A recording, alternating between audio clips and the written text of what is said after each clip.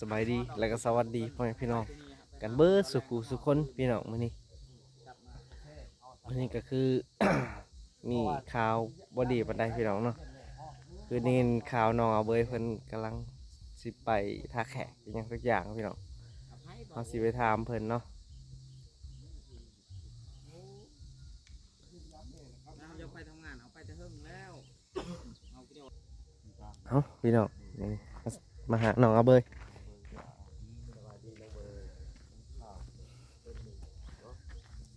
สบายดีเบย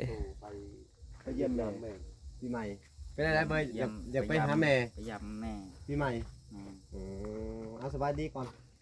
สบายดี ห้องนั่งลงก่อน นั่งนี่ก็ได้ นี่นั่งกันได้เลยพี่น้องเลย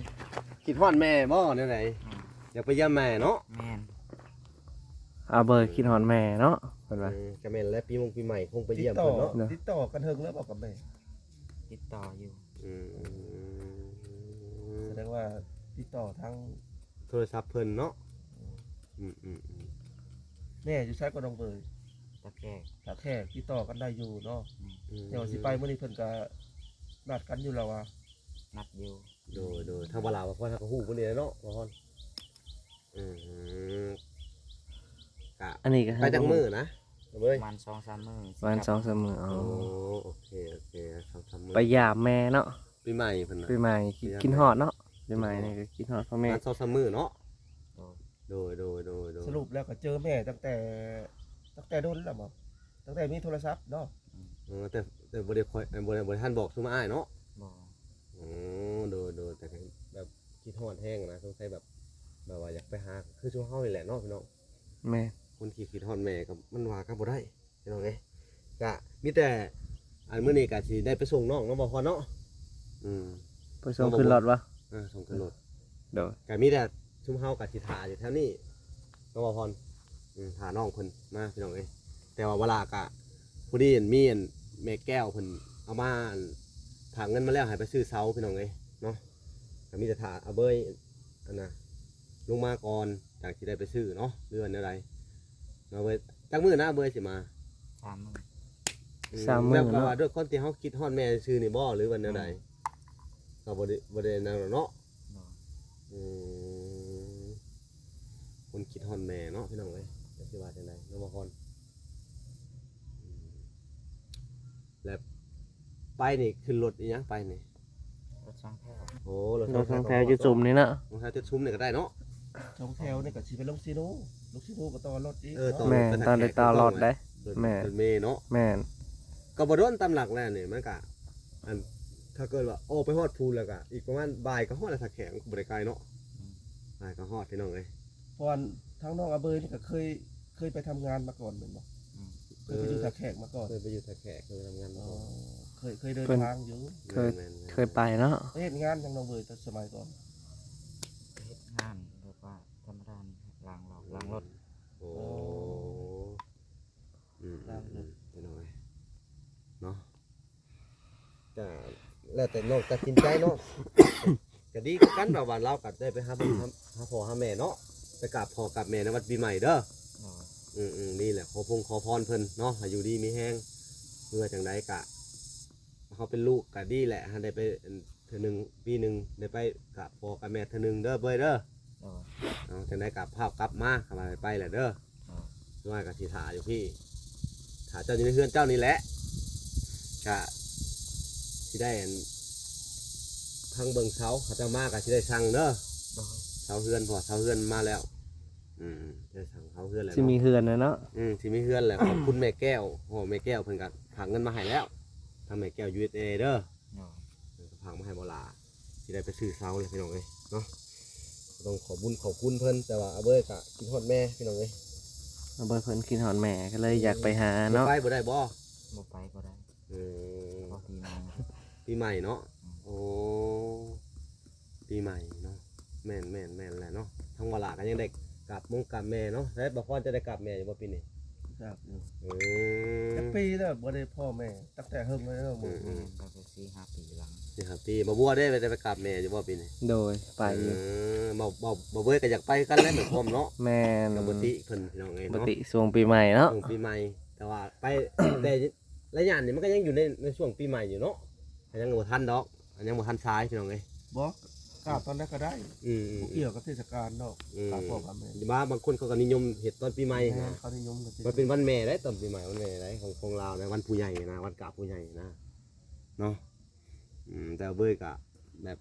คือว่าและก็ได้ครบตั้งแต่มีโทรศัพท์นี่แหละเนาะพอตะกี้กับห่างเหินกันเป็นหลายปีนบ่เบ้ยจนบ่ได้คุยกันตั้งแต่เราไปว่าท่านซะ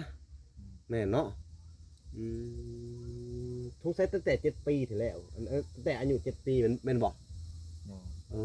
ตอน ว่า จะ โด เว้าน เนาะ โดนเป็นความอะไรใดคนเรามีโอกาสได้แบบได้อันพบพ่อหน้าพ่อหน้าแม่เนาะ จื้ออยู่บ่บอลนะครับแม่อยู่จูจื้ออยู่เนาะ แล้วเราบอกพิกัดมาสิมันบอกว่ามาตามนี่ตามนี่แล้วลูกเอ้าพี่น้องเอ้ยจังไดกะรอรุ่นเพิ่นพี่น้องเอ้ยให้เพิ่นไปก่อนว่าแหละกะว่าหลักก็สิคอยโทรถามว่าเป็นจังไดเนาะบ่ฮอน โอ้ยแม่น โทรถามเพิ่นพี่น้องเอ้ยเนาะเพิ่นน่ะทั้งบ่ล่าบ่พรบ่บัวกะบ่อยากให้เพิ่นไปเป็นได้แต่คือว่าแล้วมันเพิ่นบอกว่าคิดฮอดมงคิดฮอดแม่เนาะจังสิว่าจังได แม่ พี่น้องเลย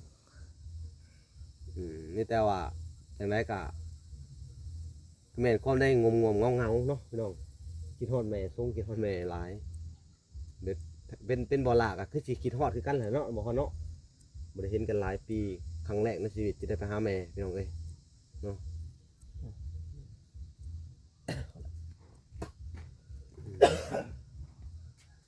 มีแต่ลงซิโน่หั่นแหละคันมาแต่บ้านเฮาลงซิโน่แล้วก็ขึ้นรถซิโน่แล้วก็ไปท่าแขกเลย แม่นสว่าครึ่งหนึงเลยฮอด เอาไปขี่อยู่อะนะอยู่ตรงอันนะทางแบงนี่อาร์เซนอล70การขี่ที่พี่เราไปจักแลกขารถจักมันสิตกสำได้ การรถนั่นแหละเนาะเลือกทางรถ ก็บ่เป็นหยังก็สิไปส่งท่าแวง มันทางแบงเลย300,000ฮอด ท่าแวงนี่รถนั่งรถนั่งข้างแวง รถสองแถวคือกัน โอ้ มันแพงขารถเดี๋ยวนี้บ่คือแต่กี้ บ่แม่นแสนบ่ตอนคอยออกตอนหาฮอดเซโนเป็นแสนหนึง แค่หนึ่งบ่บัว จัก บ่ คน แม่นน่ะผู้เดียวคอยนั่นแหละครับไปแพงนั่นนี่กันมอแสนกันฮอดสวรรค์ก็150,000 โอ้อยากไปแห้งเลยชม ตอนนั้นได้ตอนคอยไปจักเดี๋ยวนี้ยังมันขึ้นอีก เนาะจังได้กับเผามาเบอร์เด้อ เนาะ สิได้พาซื้อทรงซื้อเขาเนาะทั้งเมย์ โอ้ย เมย์แก้ว USA เพิ่นกับฝากเงินมาแล้ว เอาเบยเอาเบยไปละเงาแล้วบัดนี้เนาะไปมือสองมือก็บ่มีคลิป เอาไปจัดซื้อเสื้อผ้าเอา ไปพี่น้อง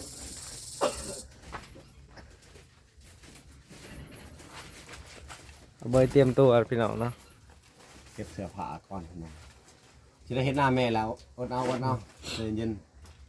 เก็บก็ไปเอาไปบลายดอกเอาเบย ๆเอาบ้างบ่ล่ะ เอาไปตัวเดียวโตน้ำโซ่นี่รถแหละ บ่ บ่ ส่งเสื้อปะเอาอีกทีนะ อ๋อ อ๋อ แล้วบ่เอาไปเปลี่ยนน้ำบ่หรือบ่ บ่ได้อยู่เพิ่งปานนั้น อืม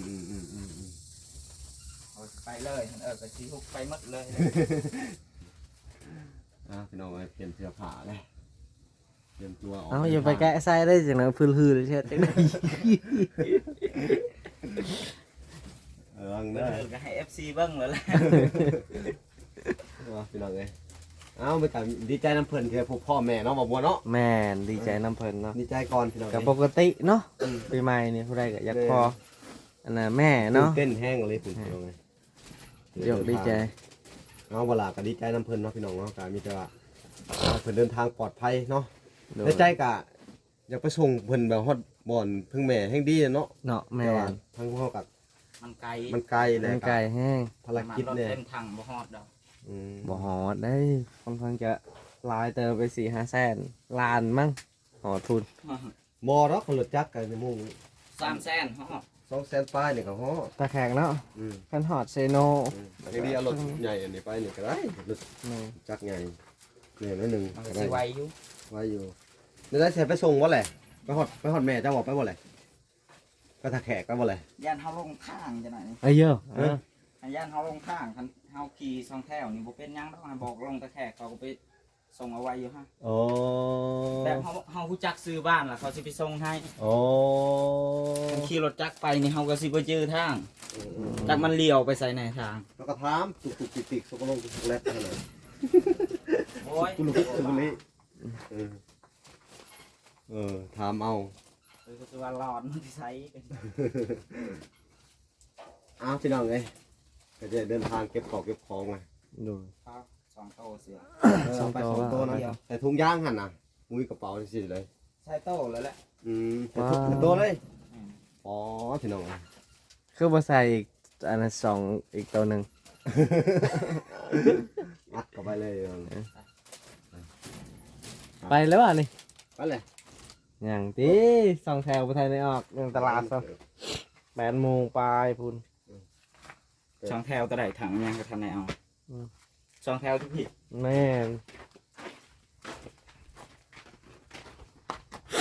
บรรยากาศดีเนาะเฮือนอาเบยนี่คักอะไร อันน่ะขอเงินนำบอกพรเด้อ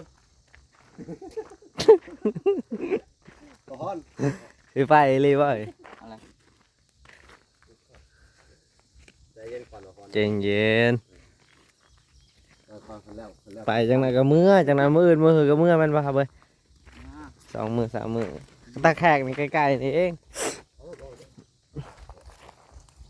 ไปส่งทางแบงพูดทำไปอยากเสียเงินหลาย บ่ก็โอเคไว้พี่น้องเนาะคลิปนี้ก็สิจบไว้สนิทก่อนพี่น้องอย่าลืมฝากกดไลค์กดติดตามให้บ่เบื่อพี่น้องบ๊ายบาย